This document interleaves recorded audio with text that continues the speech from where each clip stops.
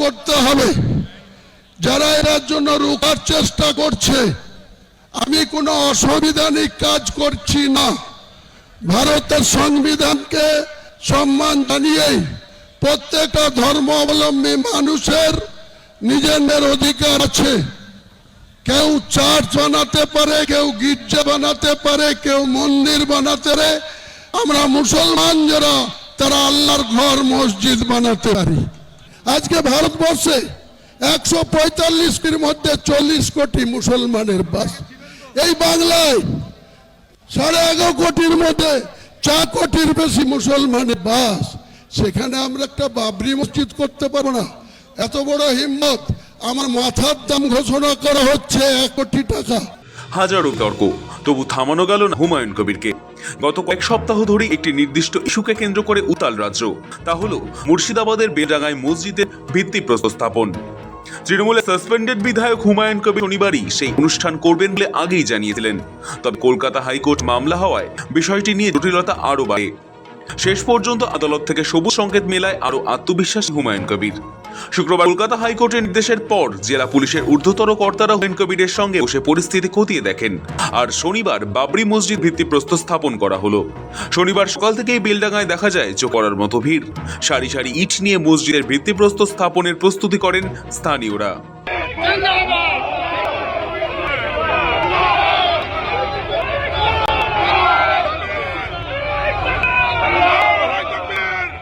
এরপর মঞ্চে বক্তব্য রাখতে উঠে খোদ হুমায়ুন কলকাতা হাইকোর্টের নির্দেশকেই হাতিয়ার করে বলেন, মসজিদের ইট কাউকে খুলতে দেওয়া হবে না। মহান আল্লাহ যাকে দোয়া করে, আল্লাহ যাকে ভালোবাসে, এই পৃথিবীর কোন মানুষ তার বিরোধিতা করলেও সাকসেস আসে না, সার্থকতা আসে না, সফলতা পায় না। আজকে ভারতবর্ষে 145 কোটির মধ্যে 40 কোটি মুসলমানের বাস। এই বাংলায় 11.5 কোটির মধ্যে 4 কোটির বেশি মুসলমানের বাস। সেখানে আমরা একটা বাবরি মসজিদ করতে পারবো না? এত বড় হিম্মত! আমার মাথার দাম ঘোষণা করা হচ্ছে 1 কোটি টাকা। बंगाल में जो 37% मुसलमान अभी है, ये शहीद हो जाएगी, लेकिन ये बाबरी मस्जिद कभी ईंटा नहीं खुलने देगी। মসজিদের ভিত্তিপ্রস্তর স্থাপন নিয়ে তৃণমূলের সাসপেন্ডেড বিধায়ক বলেন, তিনি তার ধর্মের প্রতি আস্থাশীল, অন্য ধর্মের প্রতিও শ্রদ্ধাশীল। তবে কেউ যদি এই মসজিদের ইট খুলতে আসে, শহীদ হবেন, তাও এর একটা ইটও খুলতে দেবেন না। মুর্শিদাবাদের মাটিতে উত্তরপ্রদেশ বা মধ্যপ্রদেশ থেকে এসে কেউ ইট খোলার চেষ্টা করবে, তা হতে দেওয়া যাবে না। কোন ধর্মাবলম্বী মানুষকে আমরা ঘৃণাও করি না, অসদাও করি না। আমার ধর্মের প্রতি আমরা যেমন আস্থাশীল, তেমনি অন্য ধর্মের প্রতি আমরা শ্রদ্ধাশীল। কিন্তু কেউ যদি মনে থাকে মুর্শিদাবাদের মাটিতে উত্তরপ্রদেশ থেকে এসে মধ্যপ্রদেশের প্রাক্তন মুখ্যমন্ত্রী বলেছে এক এক ইটা খুল लेंगी, इतना हिम्मत उमा जी आपको नहीं होगी। बंगाल में जो 37% मुसलमान आबादी है, ये शहीद हो जाएगी, लेकिन ये बाबरी मस्जिद का एक भी ईटा नहीं खुल देगी। अब हुमायूं कबीर को ग्रह स्पर्श नहीं कर पाएगी। खुद महान अल्लाह ताला सृष्टिकर्ता मुसलमान के पास है, कुरान के हिफाजत के लिए है। মসজিদ নির্মাণের জন্য মোট বাজেট 3 কোটি টাকা বলে জানিয়েছে হুমায়ুন কবির। কিন্তু এত টাকা জোগান কিভাবে সম্ভব, সেই প্রশ্ন ওঠার পরই অনুদানের কথা জানিয়েছিলেন তিনি। শনিবার ভিত্তি স্থাপনের মঞ্চ থেকে হুমায়ুন ফের জানান, ভারতের অনেক বড় শিল্পপতি তাকে ফোন করে আশ্বাস দিয়েছেন মসজিদ নির্মাণে 8 কোটি টাকা দেবেন। এই পরিপ্রেক্ষিতেই তার হুঙ্কার, এরপর কে রুখবে বাবরি মসজিদ, কে আটকাবে হাসপাতাল, বিশ্ববিদ্যালয় নির্মাণ।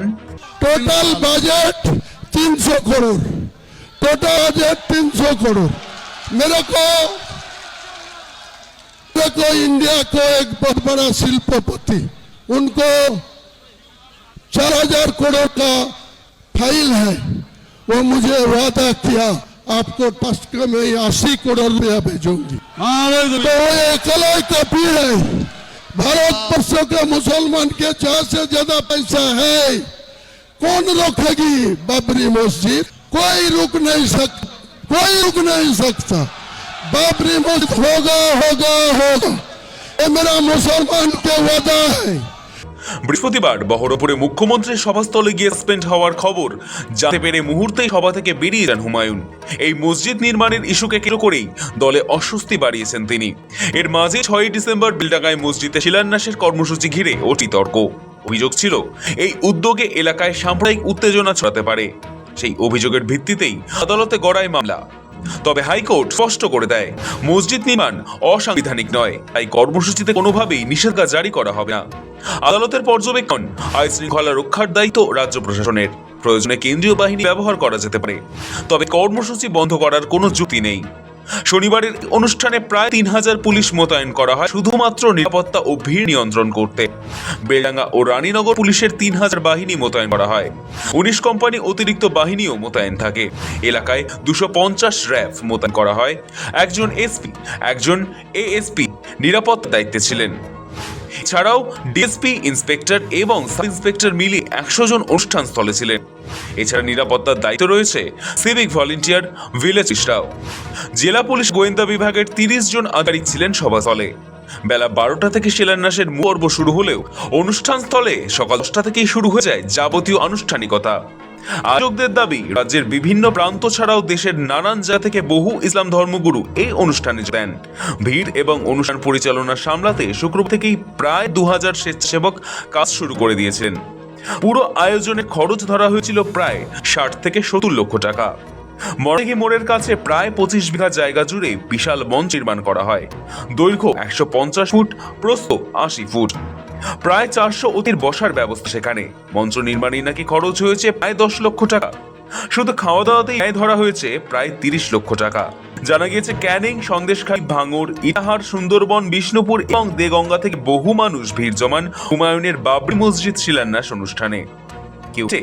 কেউ গাড়িতে চড়ে ইট নিয়ে আসেন অনুষ্ঠান স্থলে। সৌদি থেকে ধর্মগুরু আসেন। ব্যুরো রিপোর্ট, সময় কলকাতা।